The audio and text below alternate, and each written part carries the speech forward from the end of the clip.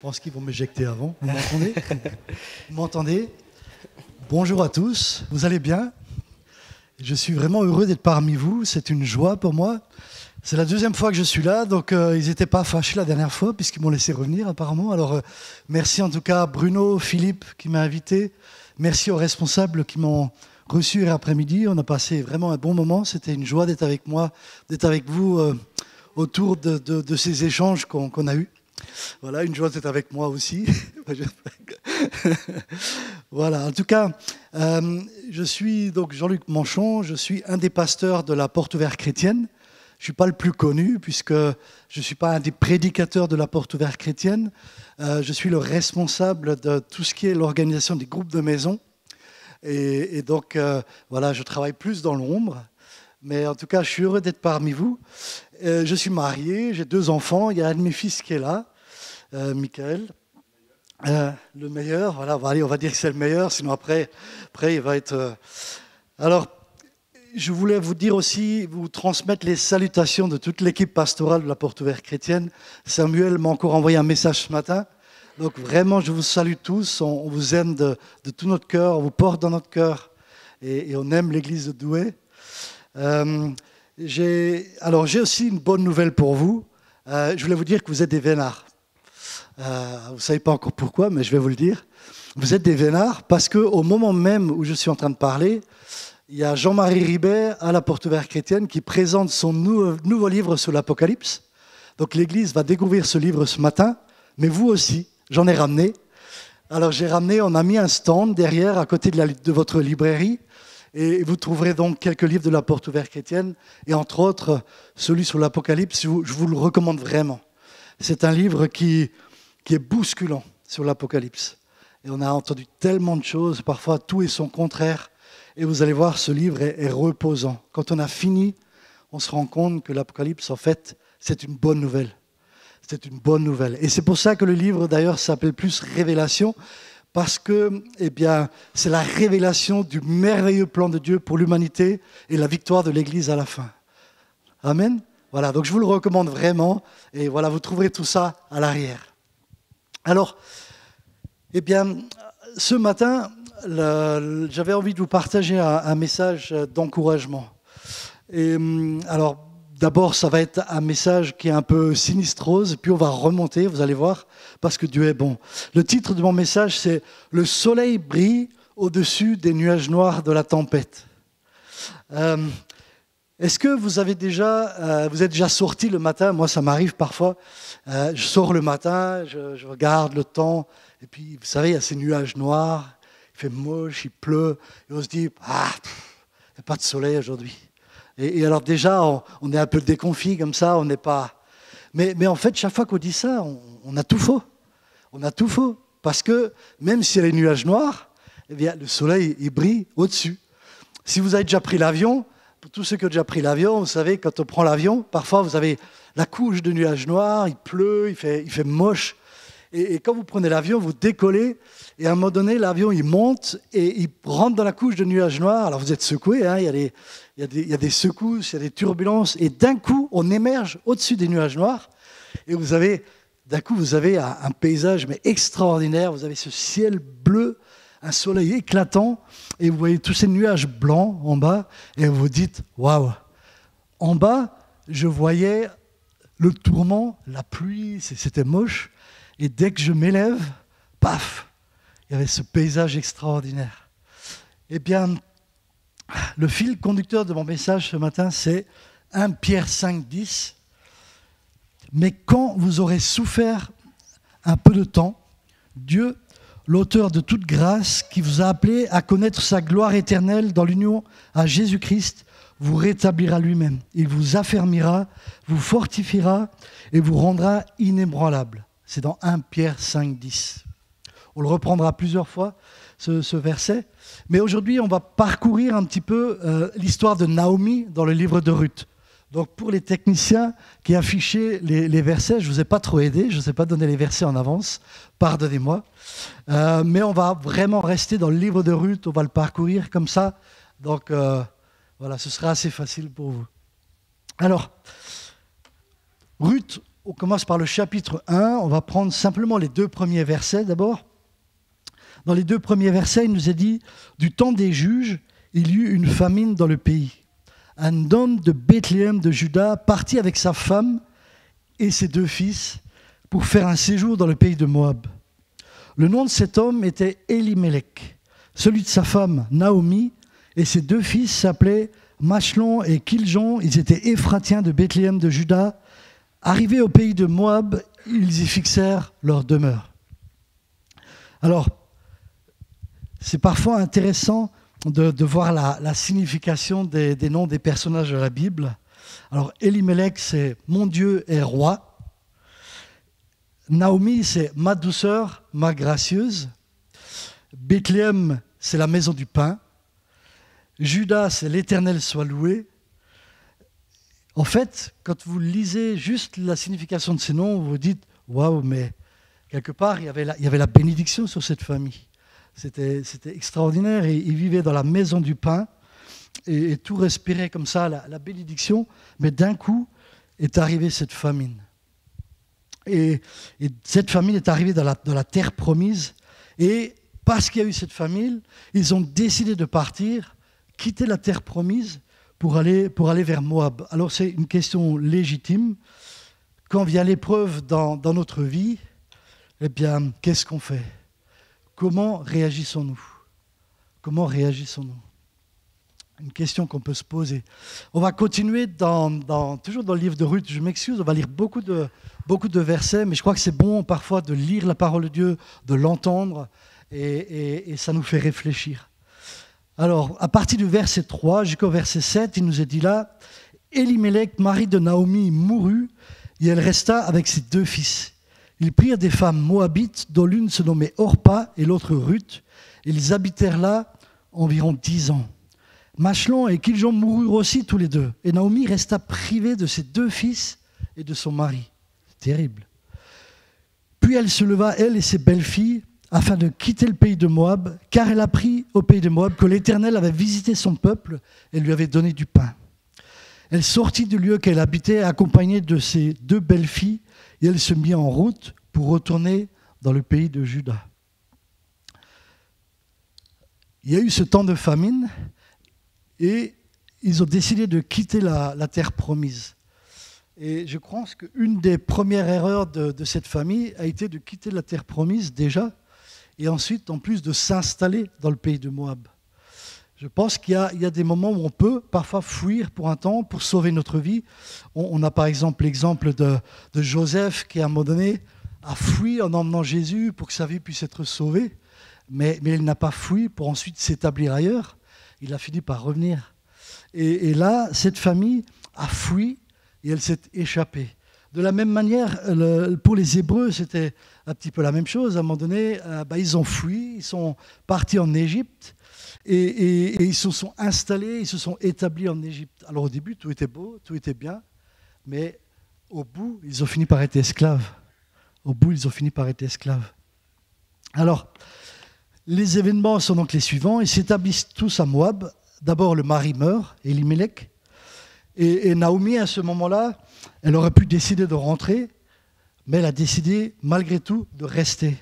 Donc elle est restée, et finalement, ses 2 fils se sont établis. Ont marié des Moabites, ce qui n'était pas tellement le bienvenu vis-à-vis de la volonté de Dieu par rapport à son peuple, se marier avec des étrangères. Donc, ils se sont établis et ils ont fini tous les 2 par mourir aussi. Un nouveau coup dur, voilà que Naomi perd, non seulement elle a perdu son mari, mais elle a encore perdu ses 2 fils. Là aussi, c'est drôle de voir la signification des noms. Machlon, maladif. Kiljon, qui dépérit. Des noms prophétiques. Hein. Alors bien sûr, être veuve à l'époque, c'était catastrophique. Toutes les ressources des femmes étaient liées à la situation de leurs hommes. Donc, la ressource de Naomi, bien sûr, c'était d'abord son mari. Ensuite, quand son mari est mort, bien, c'était ses 2 fils. Et malheureusement, ces 2 fils sont décédés aussi. Elle s'est retrouvée seule. Elle s'est retrouvée sans ressources. Et par-dessus le marché, elle s'est retrouvée avec la charge de 2 belles filles étrangères. finalement, plus rien ne la retient à Moab. Et alors, on voit là au verset 6 que l'Éternel avait visité Juda et qu'on y trouvait à nouveau du pain. Alors, on pourrait d'abord, on peut se dire, s'ils avaient persévéré, s'ils étaient restés au pays de Juda, finalement, ils auraient peut-être pas traversé toutes ces épreuves et ils auraient fini par y avoir du pain. Maintenant, là, elle est dans cette situation compliquée et alors elle préfère dire à ses belles-filles, écoutez, retournez chacune chez vous. Voilà, pour moi, c'est terminé. Retournez chacune chez vous et moi, je rentre au pays. Et on retrouve ça à partir du verset 8 dans le chapitre 1. Il nous est dit là, Naomi dit alors à ses 2 belles-filles, allez, retournez chacune à la maison de sa mère, que l'Éternel use de bonté envers vous, comme vous l'avez fait envers ceux qui sont morts envers moi. Que l'Éternel vous fasse trouver à chacune du repos dans la maison d'un mari. Et elle les baisa, elles élevèrent la voix et pleurèrent. Et elles lui dirent, non, nous irons avec toi vers ton peuple. Naomi dit, mais non, retournez mes filles. Pourquoi viendrez-vous avec moi? Ai-je encore dans mon sein des fils qui puissent devenir vos maris? Retournez mes filles, allez, je suis trop vieille pour me remarier. Et quand je dirai j'ai de l'espérance, quand cette nuit même je serai avec un mari, que j'enfanterai des fils, attendriez-vous pour cela qu'ils eussent grandi? Refuseriez-vous pour cela de vous marier? Non, mes filles, car à cause de vous, je suis dans une grande affliction de ce que la main de l'Éternel s'est étendue contre moi. Et elles élevèrent la voix et pleurèrent encore. Orpa baisa sa belle-mère, mais Ruth s'attacha à elle. Naomi dit à Ruth, voici, ta belle-sœur est retournée vers son peuple et vers ses dieux. Retourne comme ta belle-sœur. Ruth répondit, ne me presse pas de te laisser, de retourner loin de toi. Où tu iras, j'irai. Où tu demeureras, je demeurerai. Ton peuple sera mon peuple et ton Dieu sera mon Dieu. Où tu mourras, je mourrai et j'y serai enterré. Que l'Éternel me traite dans toute sa rigueur si autre chose que la mort vient à me séparer de toi. Naomi, la voyant décider à aller avec elle, cessa ses instances. Parfois, quand on est dans la difficulté, quand on est dans ce tunnel noir où tout va mal et qu'on est dans la détresse profonde, on ne voit plus rien. On perd la notion de sagesse. Et là, elle veut renvoyer ces 2 belles filles vers leur famille, vers leur peuple, vers leur faux Dieu, alors que finalement, ces 2 belles filles ont là l'occasion de rencontrer le vrai Dieu et de rentrer au pays, de rentrer à la terre promise et de découvrir qui est le vrai Dieu. Mais je crois que Naomi n'était plus dans ces considérations-là. Elle était dans un moment de dépression profonde. C'est un moment où Dieu parfois nous envoie de l'aide, mais on ne voit rien. Et on ne peut pas le voir, on n'en a plus la capacité. On est tellement blessé, c'est tellement difficile ce qu'on vit dans le cœur. On peut nous dire ce qu'on veut, on est dans une carapace et on n'entend plus rien, on ne voit plus rien. Et Naomi était dans cet état. Elle était devenue sourde, mais Dieu est persévérant. C'est ça la bonne nouvelle. Dieu est persévérant. Alors Ruth, une des belles filles, s'attache à elle et l'accompagne. Et ce qui est beau, c'est cette déclaration au verset 16 et 17. Ça, c'est une déclaration qui est vraiment extraordinaire. Ne me presse pas de te laisser. Où tu iras, j'irai. Où tu demeureras, je demeurerai. Ton peuple sera mon peuple. Ton Dieu sera mon Dieu. Là où tu mourras, je mourrai. Enfin, c'est vraiment une déclaration. C'est waouh, c'est beau, hein. Et vous savez que la signification du nom de Ruth, c'est amitié, ami. Voilà, c'est beau. Alors, malgré tout cela, eh bien, Naomi, malgré que Ruth s'accroche, que Ruth veut rester avec elle, veut l'accompagner, ne veut pas l'abandonner, eh bien, Naomi, elle est toujours dans cette position où elle est désespérée. Et on continue à voir ça dans les versets suivants, versets 19 à 22. Elles firent ensemble le voyage jusqu'à leur arrivée à Bethléem. Et lorsqu'elles entrèrent dans Bethléem, toute la ville fut émue à cause d'elles. Et les femmes disaient, « Est-ce là Naomi ?» Elle leur dit, « Mais ne m'appelez pas Naomi, appelez-moi Mara, car le Tout-Puissant m'a rempli d'amertume. J'étais dans l'abondance à mon départ, et l'Éternel me ramène les mains vides. Pourquoi m'appelleriez-vous Naomi, après que l'Éternel s'est prononcé contre moi et que le Tout-Puissant m'a affligé ?» Ainsi revinrent du pays de Moab Naomi et sa belle-fille Ruth la Moabite. Elles arrivèrent à Bethléem au commencement de la moisson des orges. Au départ, c'était une famille qui allait bien. puis toutes les catastrophes sont arrivées. Au bout, la vie de Naomi s'est complètement écroulée. Et là, elle dit, appelez-moi Mara. Mara, vous vous souvenez des eaux de Mara, lorsque le peuple était dans le désert, c'était les eaux amères, et Mara, ça veut dire amère, elle est amère, elle est dans l'amertume, et là, sa vie s'écroule. Et comme ça, lorsque notre vie s'écroule, parfois on peut aller jusqu'à l'extrémité de croire que Dieu est contre nous. Et peut-être qu'elle a l'impression que Dieu est contre elle, parce qu'elle doit bien se rendre compte qu'au départ, c'était peut-être le fruit d'une mauvaise décision. Ils ont décidé, à un moment donné, à cause de l'épreuve, à cause de la famine, de quitter la terre promise. Et je pense qu'elle a dû analyser, voir tout ce qui s'est passé, le décès de son mari, ils se sont quand même établis, le décès de ses 2 fils. Et là, elle a dû se dire, on a mal agi. Et parce qu'on a mal agi, voilà tout ce qui m'est arrivé. Et parce que j'ai mal agi, tout ça m'est arrivé. Nous sommes quelque part punis. Et Dieu, maintenant, est contre moi. C'est même plus la peine que j'invoque Dieu. Parce qu'on a mal agi, il est contre moi. Et c'est ce qu'elle dit. Elle dit ça dans ses paroles. C'est terrible. Dans ses paroles, elle dit « Pourquoi m'appellerez-vous Naomi après que l'Éternel s'est prononcé contre moi ?» Donc elle parle bien là d'un jugement que Dieu a prononcé contre elle. En tout cas, c'est ce qu'elle a dans son cœur. Et donc, elle revient au pays dans cette situation dramatique. Alors, je voudrais vous partager une partie du témoignage de ma vie, quelque chose de particulier qui m'est arrivé, qui m'a mis un peu dans cette situation-là, un peu comme Naomi. Ce n'était pas des deuils, c'était d'autres problèmes. J'étais un jeune homme qui aimait le Seigneur de tout mon cœur. Et je voulais le servir de tout mon cœur. Et j'étais prêt à faire n'importe quoi pour lui. S'il m'avait demandé de changer de pays, j'aurais changé de pays. S'il m'avait demandé quoi qu'il me demandait, je l'aurais fait. Et un jour, dans la prière, eh bien, j'ai reçu dans mon cœur le texte de Ésaïe 58. Vous savez, le vrai et le faux jeûne. Et dans ce texte, à mon oreille, il est dit donne à manger à celui qui a faim, revêt celui qui n'a pas de vêtements. Voilà vraiment un texte qui montre qu'on est là pour secourir ceux qui sont dans la détresse. Et c'est ce que j'ai eu à cœur. Et alors je cherchais un moyen pour rentrer dans une œuvre comme ça, pour secourir. Et voilà que je rencontre un jour quelqu'un qui me parle d'un projet qu'il avait. Et ce projet, il avait un projet de construire des maisons en ossature bois. Et il disait, j'ai là un système qui permet de construire des maisons vraiment pas chères. Et grâce à ça, on pourra non seulement gagner de l'argent, mais permettre à des gens qui n'auraient pas les moyens de construire en temps normal, de pouvoir construire. Et avec l'argent qu'on va gagner, non seulement on pourra aider des gens, mais on pourra aider l'Église. Et d'un coup, ça a commencé à mûrir et je me suis dit, ouais, génial, ça c'est mon projet, c'est là qu'il faut que je rentre. Et donc, voilà, avec le frère, on s'est alliés, on a commencé à monter une société et je me suis lancé dans ce projet. À côté de ça, j'étais acheteur dans l'industrie automobile, donc je n'ai pas quitté mon travail, c'est quelque chose que j'ai démarré à côté.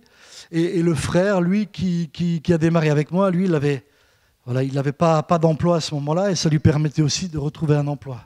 Donc on s'est lancé dans ce projet, mais avant de se lancer dans ce projet, j'avais pris rendez-vous avec Samuel, mon pasteur, et je lui ai dit, écoute Sam, voilà le projet qu'on a, le frère était venu, et aussi un couple qui devait être associé avec nous dans l'entreprise.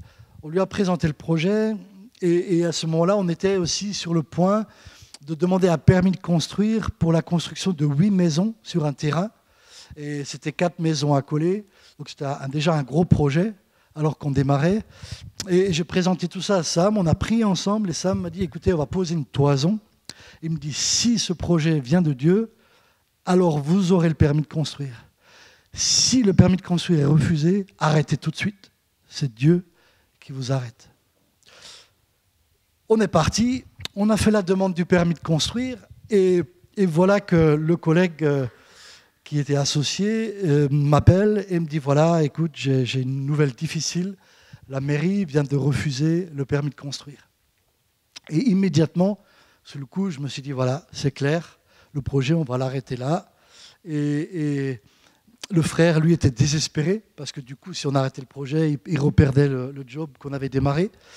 Et je me suis mis à réfléchir, à dire, mais Seigneur, tu es sûr qu'on doit arrêter? J'ai commencé à prier. Et là, je me suis souvenu que le matin même, dans la lecture de la parole de Dieu, j'étais tombé sur ce passage où David arrive à Jérusalem. À l'époque, ça s'appelait encore Jébus. Il voulait entrer à Jébus, mais les Jébusiens ne voulaient pas. Et la Bible dit, il y entra quand même, et ensuite il a fait plein de constructions. Et je me suis dit, ben voilà, ça c'est pour moi. Mais oui, ils ne veulent pas qu'on ait le permis de construire, ils ne veulent pas qu'on rentre, mais on va y aller quand même, on va obtenir ce permis de construire, et on va pouvoir construire. Donc j'ai fait ce parallèle-là. Du coup, on a redemandé un dossier pour le permis de construire, on a répondu à toutes leurs questions, on a contourné tous les problèmes qu'il y avait, et on a fini par l'obtenir. On a lancé le projet, on est parti, et là, petit à petit, les catastrophes se sont accumulées les unes après les autres. C'était compliqué à vous expliquer, mais on a vendu des maisons à un prix, c'était 40% en dessous du prix de revient. On a mis 2 fois le temps pour essayer de les construire. Donc on a commencé à perdre une fortune en argent. Et au bout, eh bien, tout était fini. La société est tombée par terre, s'est écroulée. J'ai dû vendre ma maison et j'étais au fond du gouffre. C'était une catastrophe. Et d'un coup, toute ma fierté, servir le Seigneur, avoir une grande œuvre, on va pouvoir aider l'Église, on va pouvoir aider les gens. D'un coup, patatras, tout était par terre. Et je peux vous dire, j'étais dans un état, et je me suis dit, mais Seigneur, mais je croyais que c'est toi qui m'envoyais, je croyais que c'est toi qui m'as ouvert la porte. Et j'étais sûr que ça venait de toi, et je pleurais, je disais, mais Seigneur, je suis à moins que rien. Je suis nul, j'ai rien compris à ce que tu m'as demandé. Et au bout, j'étais au bout du bout du bout. J'étais vraiment dans l'état où est Naomi dans ce texte, vraiment dans cet état-là. Et quand on est dans cet état-là, on ne voit plus rien, on n'entend plus rien, on est au bout du rouleau. Mais vous savez quoi? Le fil conducteur. Quand vous aurez souffert un peu de temps, Dieu, l'auteur de toute grâce qui vous a appelé à connaître sa joie éternelle, dans l'union à Jésus-Christ, vous rétablira lui-même, il vous affermira, vous fortifiera et vous rendra inébranlable. Amen. Toute la Bible est une histoire de mort et de résurrection. Pour qu'on puisse être sauvé, il a fallu que Jésus meure. Jean 12, 24, il faut que le grain de blé meure pour qu'il puisse porter du fruit. Psaume 23, 4, c'est un psaume, mais on le connaît tellement, ce psaume. Mais tellement on le connaît. Et pourtant, quand c'est difficile, on n'arrive pas à s'accrocher à ce qui est écrit dans ce psaume. Il est écrit là, psaume 23, 4, « Quand je marche dans la vallée de l'ombre de la mort, je ne crains aucun mal, car tu es avec moi. » Sa parole, elle est vraie ou pas? Dieu, il est fidèle ou il n'est pas fidèle? Et pourtant, j'ai marché dans la vallée de l'ombre de la mort, mais je ne voyais plus rien, je ne voyais plus Dieu. C'était le brouillard. Vous savez, quand je vous parlais tout à l'heure de l'avion, vous voyez, on ne voit pas le soleil. On a l'impression qu'il n'est pas là, alors qu'il brille au-dessus. Mais je ne voyais plus rien.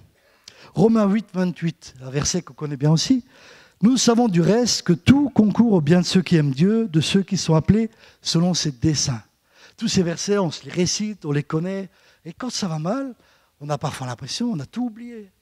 Ou alors on n'arrive plus à les saisir, on n'arrive plus à saisir le sens. Et j'étais dans cette situation. Alors on va revenir à Naomi. D'abord, voir ce que Dieu a fait avec Naomi. D'un coup, il y a plein d'événements qui vont se coordonner dans la vie de Naomi, mais elle ne voit rien. Elle ne voit rien de tout ça. Et c'est ça qui est extraordinaire. On peut être dans un tunnel sombre et Dieu agit, mais nous, on ne voit rien, puisque le soleil, on ne le voit pas, il est au-dessus des nuages. Et là, il nous a dit qu'il y a des clés qui vont se mettre en place dans la vie de Naomi.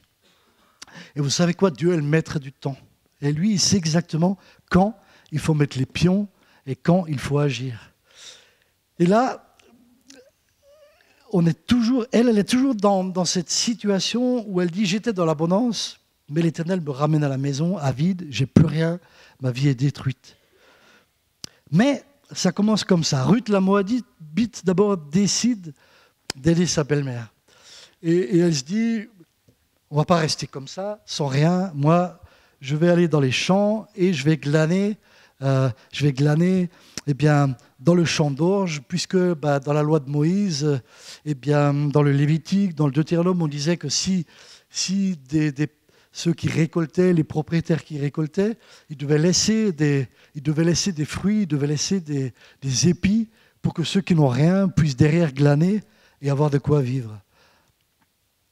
Alors il est écrit là, alors on part sur le chapitre 2.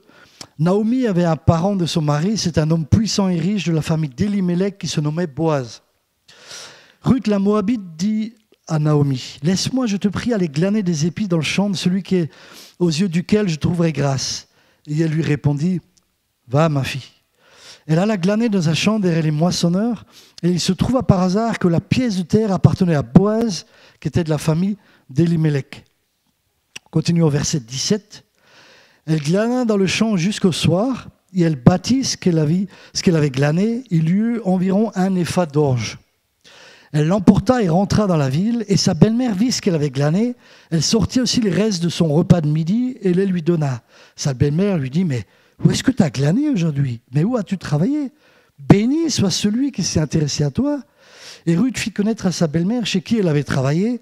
« L'homme chez qui j'ai travaillé aujourd'hui, dit-elle, s'appelle Boaz. » Et Naomi dit à sa belle-fille, « Mais qu'il soit béni de l'Éternel, qui se montre miséricordieux pour les vivants, comme il le fut pour ceux qui sont morts. Cet homme est notre parent, lui dit encore Naomi.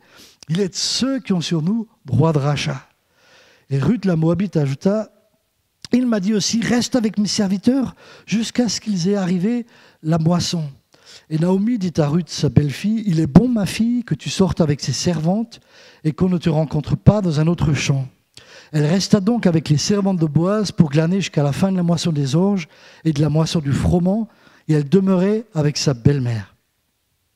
Waouh!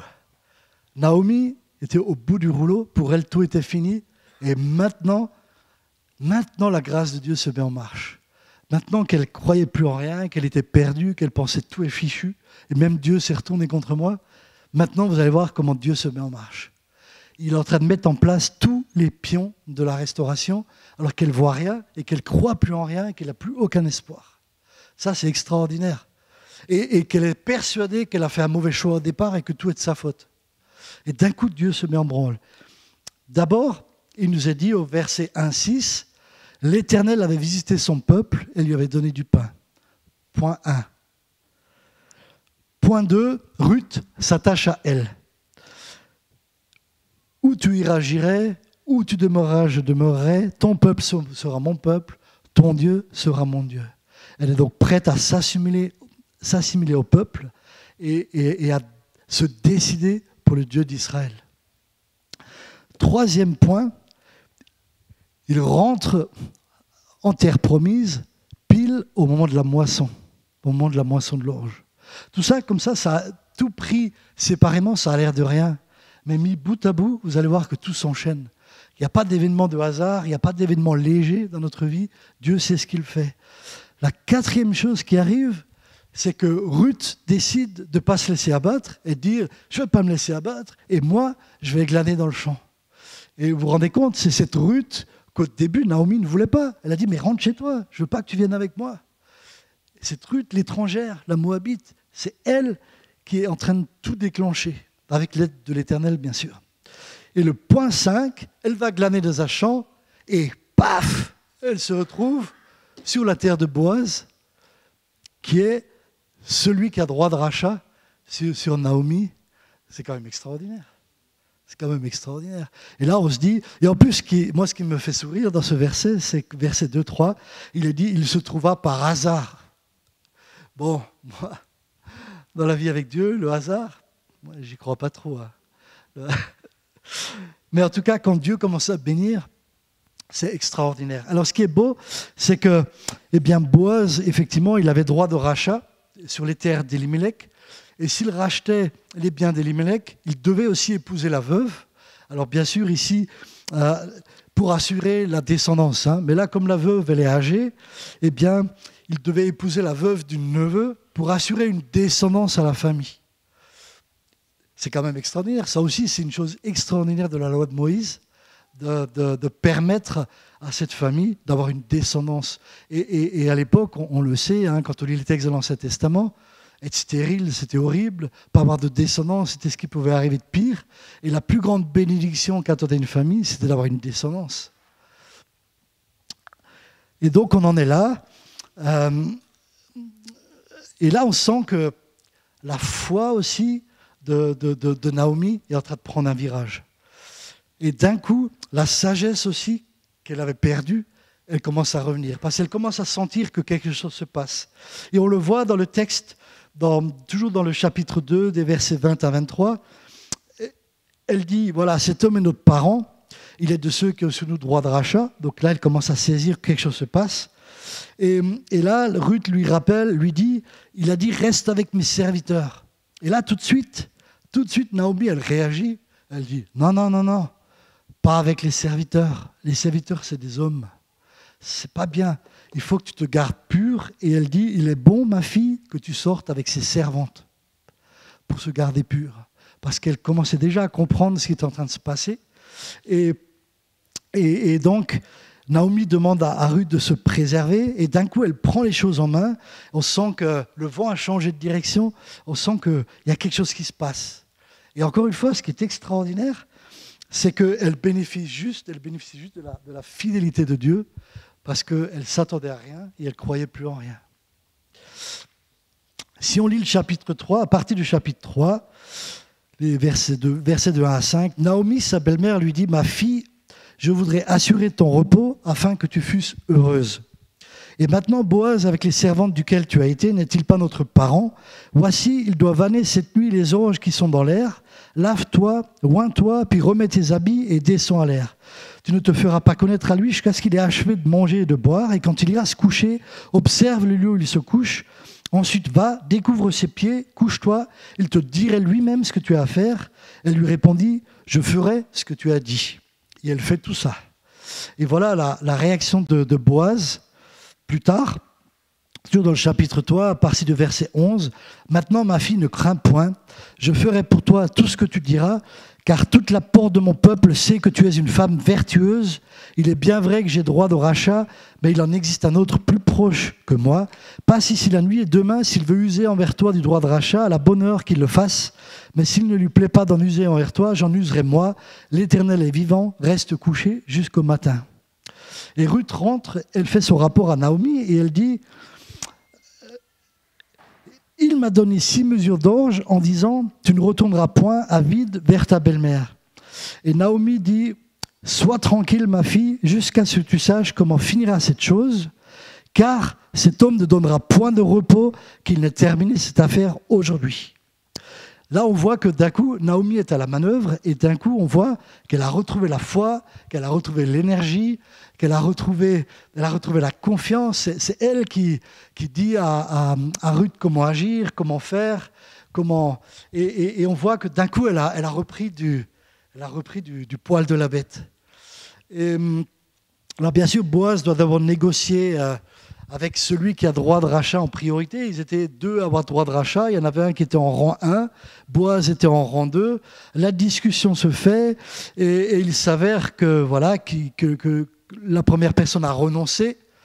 Et voilà. Et donc c'est Boaz qui a obtenu ce droit de rachat. Il le fait officiellement devant les anciens. Je ne vais pas lire tout le passage. Et il nous est dit là, à partir du verset 13, Boaz prit Ruth qui devient sa femme, donc chapitre 4, verset 13. Et il alla vers elle, et l'Éternel permit à Ruth de concevoir, et elle enfanta un fils. Les femmes dirent à Naomi, « Béni soit l'Éternel qui ne t'a point laissé manquer aujourd'hui d'un homme ayant droit de rachat, dont le nom sera célébré en Israël. Cet enfant restaurera ton âme et sera le soutien de ta vieillesse, car ta belle-fille qui t'aime l'a enfanté, elle qui vaut mieux pour toi que 7 filles. » Naomi prit l'enfant et le mit sur son sein, et elle fut sa garde.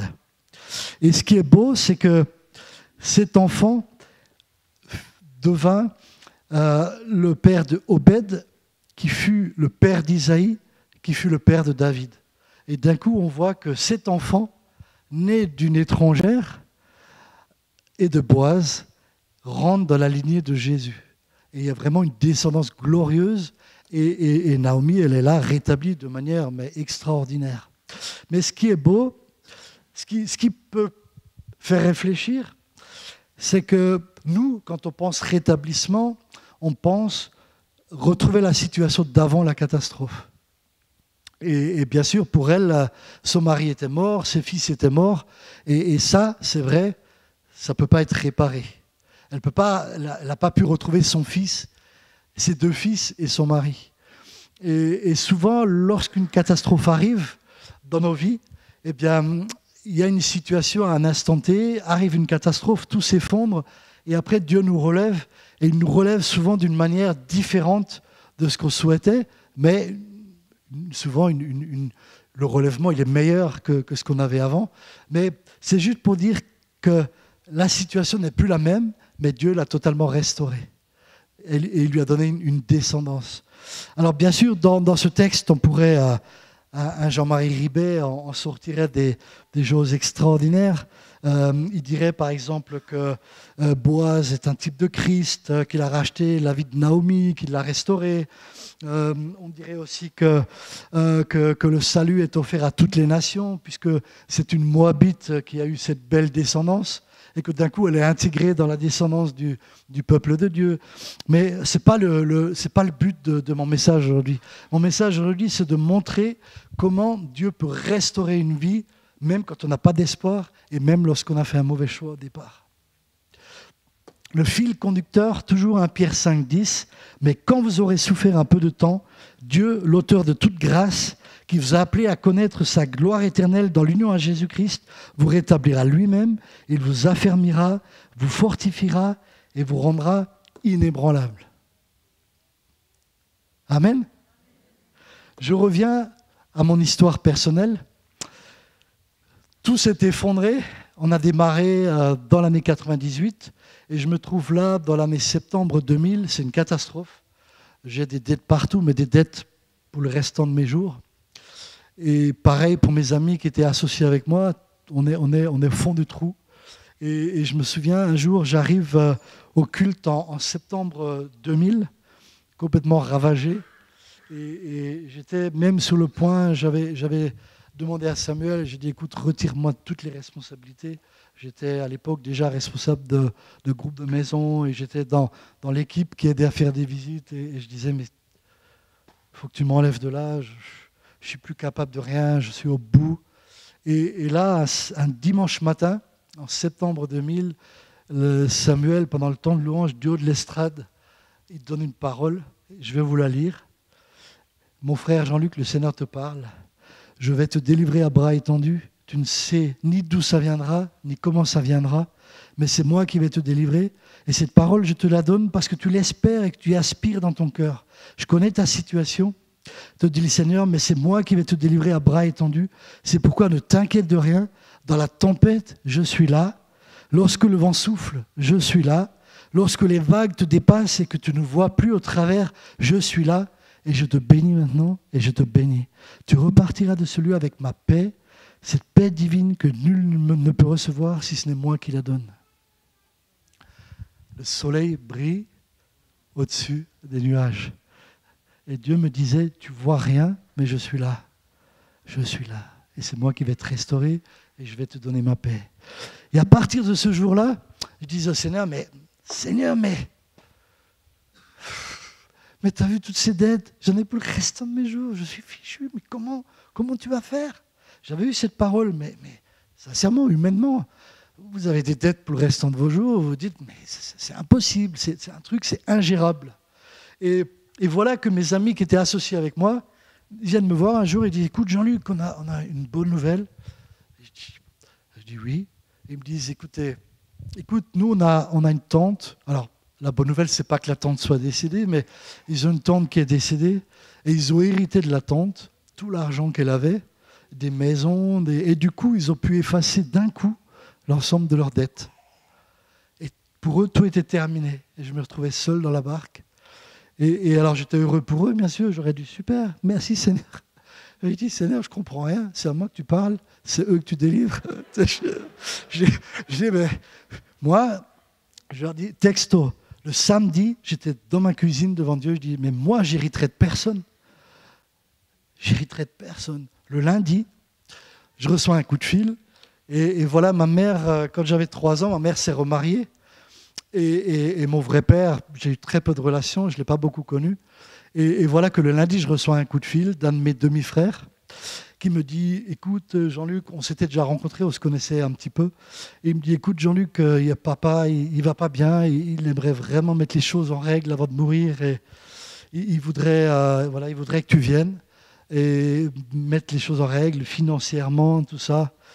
Alors moi je lui dis, écoute, non, moi, j'ai rien à voir avec votre famille, j'ai rien à voir avec mon père, je le connais pas, j'ai participé à rien, j'ai pas participé à votre famille.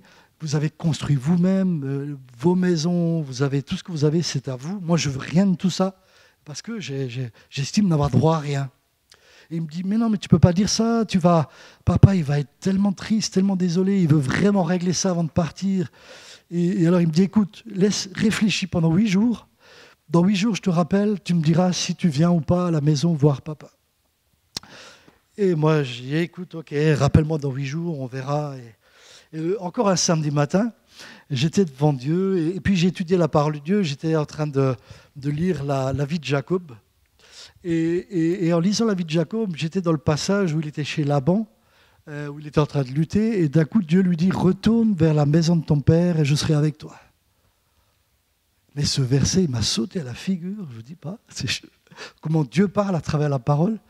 Et le lundi, le demi-frère me rappelle, et je dis, ok, j'accepte de rencontrer mon père. Je rencontre mon père, voilà, on fait connaissance, et puis en même temps, il voulait régler financièrement les choses. Et le don qu'il me fait couvre 40% de ma dette. Et c'est super. J'aurais dû sauter de joie, tout ça. Mais quand j'ai découvert le montant, j'ai dit à Dieu, oui, mais les autres, c'était tout, d'un coup. Moi, 40%, mais même avec les 60% restants, j'en ai encore jusqu'à la fin de mes jours. Et tu m'avais dit que tu allais me délivrer. Il n'y a que 40%. Et comme ça, je continuais à lutter avec Dieu, avec ça. Et c'était vraiment une lutte. Hein. Et à un moment donné, il est arrivé un truc dans mon travail. Voilà, ça serait trop long à rentrer dans les détails. C'est une histoire extraordinaire. Mais il est arrivé que j'ai été mis sur des projets chinois et qu'à un moment donné, il a été nécessaire qu'avec une équipe, on soit envoyé en Chine. J'ai été envoyé en Chine en expatriation pendant 2 ans. Mes enfants, mon épouse m'ont accompagné. Et là-bas, j'ai eu un salaire d'expatrié, mais un salaire, on en rêve, un salaire comme ça. Et ce salaire, je l'ai eu pendant plusieurs années. Et quand je suis revenu, j'étais non seulement totalement restauré, mais j'ai pu reconstruire une maison que j'avais perdue. Et maintenant, au jour où je vous parle aujourd'hui, au moment où j'aurais fini de payer la maison que j'avais perdue, au moment où j'ai fini de payer la nouvelle. Et Dieu m'a totalement restauré. Et j'ai plus de dettes. J'ai retrouvé une maison. Et Dieu est extraordinaire. Et je vous promets que c'est inespéré. Inespéré. Et moi, ce que je voudrais vous dire, c'est que c'est la chose suivante. Dieu a mis 7 ans pour faire les choses. Entre le moment où j'ai eu la parole et le moment où je suis arrivé à la restauration complète, ça a mis 7 ans. Et aujourd'hui même, je suis rentré dans le ministère, ce qui était pour moi impensable. C'est encore un miracle. Je suis arrivé au ministère, je ne sais toujours pas comment, mais j'y suis. Je suis là devant vous pour témoigner. Mais pour vous dire que d'une solution perdue, j'étais au fond du trou, j'étais fini. Pour moi, tout était fini. Servir Dieu, mais je n'osais même plus lever les yeux, tellement j'avais honte de ce qui m'est arrivé. Et aujourd'hui, je suis là devant vous pour témoigner de ça. C'était un miracle de Dieu. Et si Dieu n'avait pas fait ce miracle, à un moment donné où je sais que j'ai fait une erreur, dans l'histoire de l'entreprise, là où j'ai fait l'erreur, on avait dit avec Samuel, il y a une toison.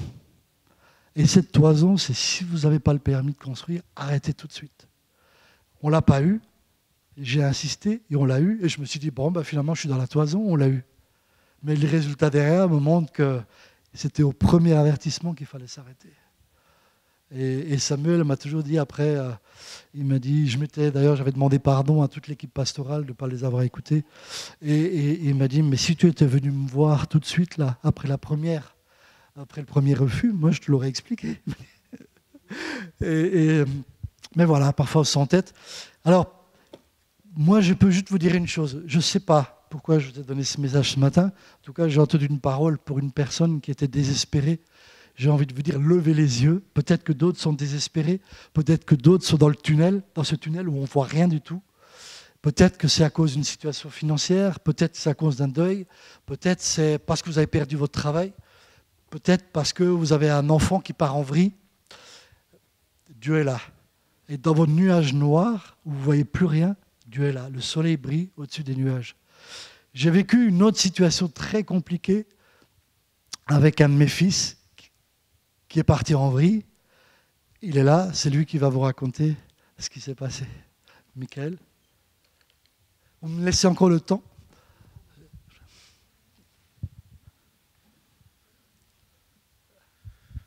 Bonjour à tous. Donc c'est moi l'élu qui suis parti en vrille. Voilà, j'ai 31 ans. Et puis quand j'étais jeune, j'ai grandi dans l'église. Je suis né dedans, on peut dire. Et puis j'ai fait toutes les catégories d'école du dimanche. J'ai fait les colonies, les camps. Et puis ouais, j'étais dans ma bulle un petit peu chrétienne. Et à 13-14 ans, j'étais au collège et je faisais beaucoup de foot. Et à un moment donné, ce rêve que j'avais un peu s'est effondré. J'ai eu une blessure et puis il y a eu d'autres trucs. Je me suis fait renvoyer parce que mon comportement n'était pas très adéquat. Et du coup, j'ai commencé un petit peu à partir en vrille. Je suis sorti un peu de cette bulle chrétienne. J'en avais un petit peu marre. Je voulais découvrir ce que c'était le monde. J'y connaissais rien. Et j'ai commencé par accepter la cigarette. Alors une cigarette, 2 cigarettes, 3 cigarettes, un paquet. Voilà. Et ensuite, j'ai commencé à y prendre du plaisir. J'ai commencé à aller au bar avec les amis. On a commencé à boire un coup.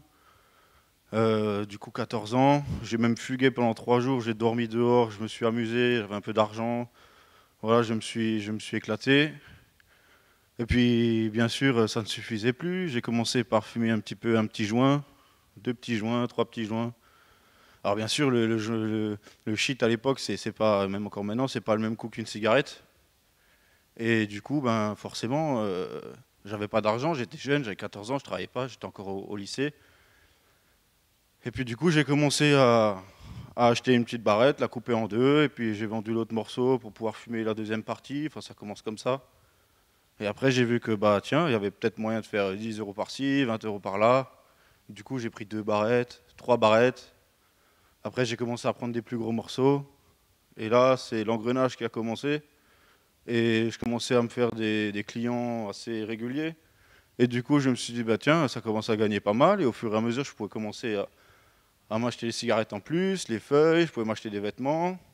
Et là, j'ai commencé à prendre des plaquettes. Et voilà, donc j'ai commencé comme ça. Sauf que, étant pas très malin et en découvrant un peu le système, j'avais 18-19 ans. Donc là, j'avais déjà un petit peu grandi, je me suis fait choper, en fait. Du coup, j'avais déjà fait plein de bêtises. De toute façon, j'étais déjà en train de partir en vrille. Et ouais, dans des vols, dans des trucs, je me suis fait choper à chaque fois. J'étais vraiment pas très malin. Non, je vous le dis honnêtement. Et du coup, j'avais pris 3 mois de sursis pour des vols, pour des violences, pour des trucs, enfin bref. Et du coup, je me retrouve à la gendarmerie de nouveau pour du coup, là, des stupéfiants, revendre tout ça. Donc, ils me reprochaient 7 kilos de cannabis. Donc, du coup, c'était à chaque fois en petits morceaux, mais au final, ça faisait quand même une grosse quantité. Et là, j'ai pris 4 mois, 4 mois ferme. Et comme j'avais déjà 3 mois de sursis, j'ai pris 7 mois. Fort heureusement, j'avais un CDI, donc j'ai eu que le bracelet. Mais la peine était quand même là, elle est là sur le casier. Et ben maintenant, par contre, là, j'avais compris comment ça fonctionnait. Le gendarme n'était pas très malin non plus, parce qu'il m'a expliqué comment ils m'ont chopé tout ça.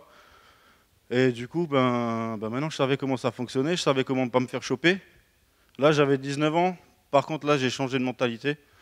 J'ai commencé à prendre des demi-kilos, des kilos. Je suis même allé jusqu'à prendre plusieurs fois 5 kilos. Et je me suis levé un matin, je devais 30 000 euros. Donc là, j'ai vraiment commencé à aller beaucoup, beaucoup plus loin. Mon caractère avait changé, je suis devenu violent. De toute façon, on n'a pas le choix. Quand on rentre là-dedans, si t'es ridicule, tu te fais vite voler, tu te fais vite avoir. Donc là, il fallait commencer à être méchant pour se faire respecter.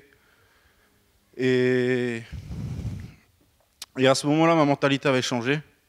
Je me rappelle une fois, une soirée, bon, moi j'allais beaucoup dans les soirées du coup, l'alcool, tout ça, ça commençait à devenir festif, je faisais n'importe quoi, je suis allé à une soirée un jour et puis il y a quelqu'un, à fin de soirée, on était sur le parking, il y a quelqu'un qui commençait à chercher un ami avec qui j'étais, et, et ouais, il a commencé à insulter, tout ça, et puis je sais pas pourquoi, je l'ai défendu. Il aurait pu se défendre lui-même, hein, mais je l'ai fait moi-même, et le mec, je l'ai savaté. Il était encore par terre, j'ai mis 4, 5, 6 coups de pied dans la figure, j'avais la basket en sang.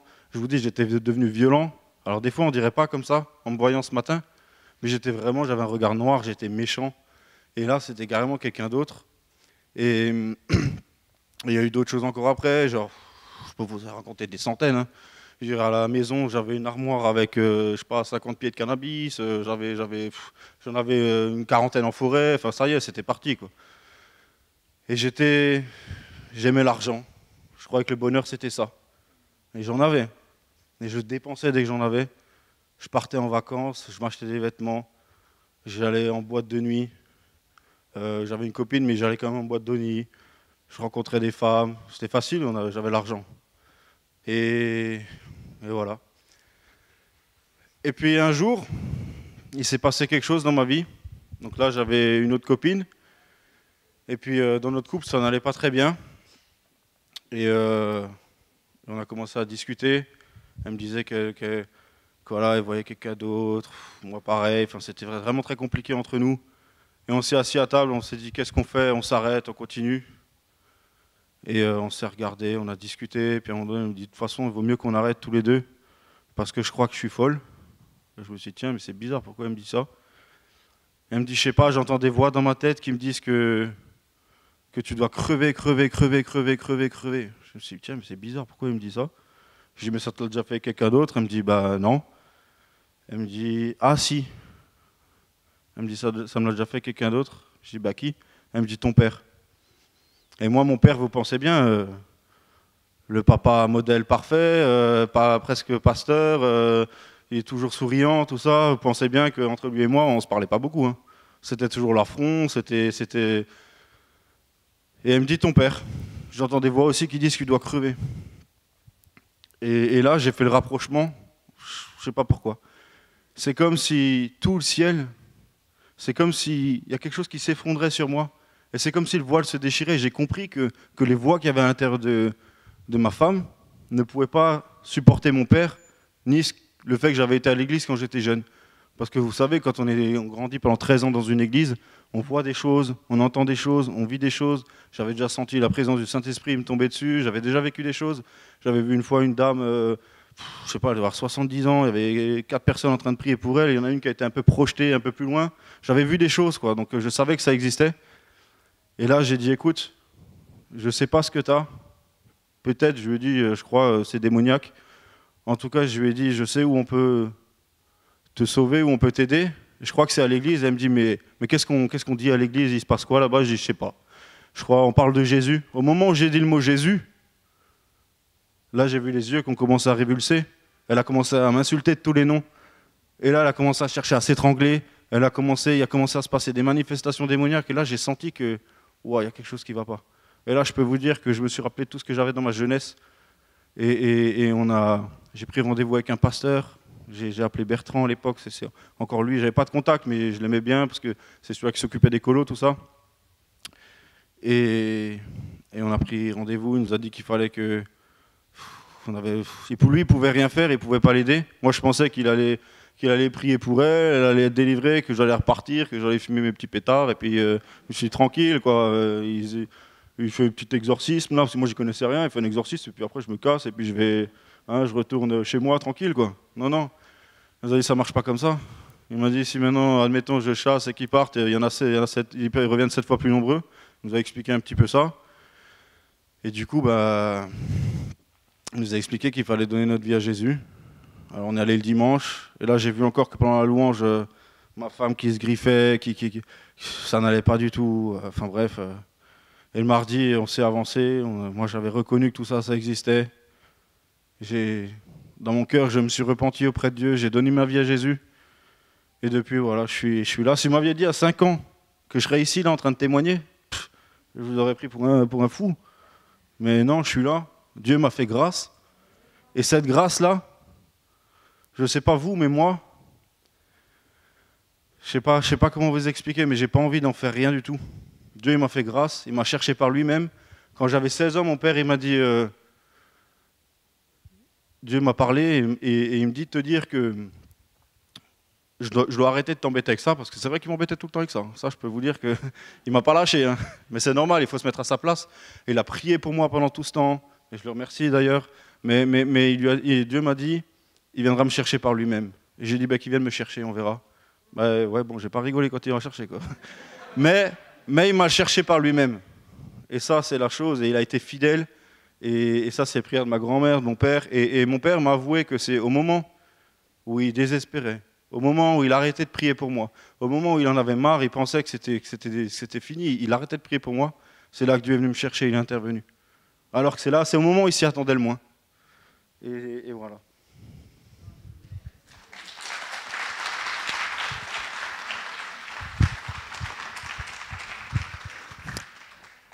Alors, c'est vrai que j'avoue que je croyais, je dois dire honnêtement, j'avais baissé les bras. Et je me suis dit, bon, avec lui, c'est le dernier que j'attendais à l'église. Et un dimanche matin, j'ai l'habitude de prendre des notes sur mon téléphone, du message, et je prenais des notes sur mon téléphone. D'un coup, arrive un SMS, regarde à ta gauche. Et je regarde à ma gauche, il était assis là, avec celle qui est son épouse maintenant. Et ma première réaction, c'est « Mais qu'est-ce qu'il fout ici ?» Vous voyez la foi que j'avais, hein. Qu'est-ce qu'il fait là? Et bon, après, ils m'ont expliqué toute l'histoire, et gloire à Dieu. Mais je crois que Dieu est plus grand que notre cœur, et il est plus grand que notre foi, il est plus grand que nos actions, il est plus grand que qui on est, et ouais, faisons-lui confiance. C'est juste ça que je voulais vous partager. Ne croyez pas qu'il fait des choses pour bénir votre vie à cause de ce que vous êtes ou à cause de ce que vous faites. Non. Il fait ces choses parce qu'il vous aime, parce qu'il veut que vous soyez sauvés, et surtout il les fait à cause de ce qu'a fait son Fils à la croix. Donc nous, on n'y est pour rien. Quoi qu'on fasse, on n'y est pour rien, on ne mérite rien. D'ailleurs, notre mérite est décrit dans Romains, on méritait tous de mourir. Donc c'est clair, on mérite tous de mourir. Et s'il nous a fait grâce, c'est juste à cause de son Fils. Et n'oublions jamais ça. Juste à cause de son Fils. Donc quand vous n'allez pas bien, eh bien, à cause de son Fils, il vous fait grâce. Quand vous allez bien, à cause de son Fils, il vous fait grâce. Mais rien ne change, parce que Dieu ne change pas. Il est le même toujours. Il ne varie pas dans sa relation avec nous. Ceux qui varient, c'est nous. Nous, on varie. On va bien, on va pas bien. Mais lui ne bouge pas. Et si vous n'allez pas bien aujourd'hui, gardez ça, rappelez-vous ça. Le soleil brille au-dessus du nuage et lui ne bouge pas vis-à-vis de vous. Si vous ne connaissez pas Jésus, vous êtes là ce matin, vous êtes dans la détresse, cherchez-le de tout votre cœur. Il a une solution pour vous. Au fond de votre détresse, là où vous êtes, il a quelque chose pour vous. Il vous attend. Et si vous êtes là ce matin, ce n'est pas un hasard. C'est parce qu'il vous appelle, il vous attend et il veut vous sortir de là où vous êtes. On va prier. Eh bien, Seigneur, on veut simplement juste te rendre grâce, te rendre gloire pour la grâce que tu nous fais. Seigneur, nous savons que nous ne méritons rien. Nous savons qu'on méritait juste la mort. Et Seigneur, toi, le grand Dieu, le Dieu tellement extraordinaire, tu as décidé d'envoyer ton Fils mourir sur une croix. Et à cause de cela, tout est possible pour nous. Il nous a juste suffi de l'accepter comme Seigneur et Sauveur. Juste de l'accepter comme Seigneur et Sauveur. Et de décider de marcher avec lui et de le servir. Et à cause de cela, tu nous fais grâce. À cause de cela, tu nous fais grâce. Seigneur, tu vois les personnes qui sont là ce matin. Tu vois leur situation. Ceux qui sont dans la détresse, ceux qui sont au fond du trou, ceux qui sont dans ce tunnel où on ne voit plus rien, ou même lorsque des personnes essaient de les aider, ou lorsque même toi tu essaies de les aider, ils ne voient plus rien, ils ne voient plus que leur détresse. Seigneur, je t'en supplie, fais briller dans leur cœur ton soleil. Seigneur, révèle-toi à eux ce matin. Montre-leur ce soleil qui brille au-dessus des nuages. Seigneur, touche leur cœur ce matin. Relève-les. Commence dans leur vie à placer ces pions du relèvement, comme ces pions que tu as placés dans la vie de Naomi. Naomi ne s'attendait à rien. Pour elle, tout était fichu. Mais tu as placé ces pions de relèvement. Et Seigneur, place tes pions de relèvement à ceux qui sont dans la détresse. Seigneur, merci vraiment pour ta grâce. Merci vraiment pour ta grâce. Et Seigneur, avec toute l'assemblée qui est là, nous voulons prendre opposition dans le nom de Jésus contre tout esprit de découragement. Nous voulons prendre opposition aussi contre toutes ces pensées du diable qui viennent nous dire « Parce que tu as fait un mauvais choix, maintenant tout est fichu. Parce que tu as fait ça, pour Dieu c'est terminé. Il t'a rejeté, il t'a écarté. » Nous refusons ces pensées au nom de Jésus. Nous refusons ces pensées au nom de Jésus. Parce que toi, Seigneur Dieu, tu nous aimes. Nous sommes précieux à tes yeux. Et tu dis dans ta parole, nul ne vous ravira de ma main. Et il n'y a pas de condition. Si vous ne rejetez pas Dieu, il ne vous rejettera pas.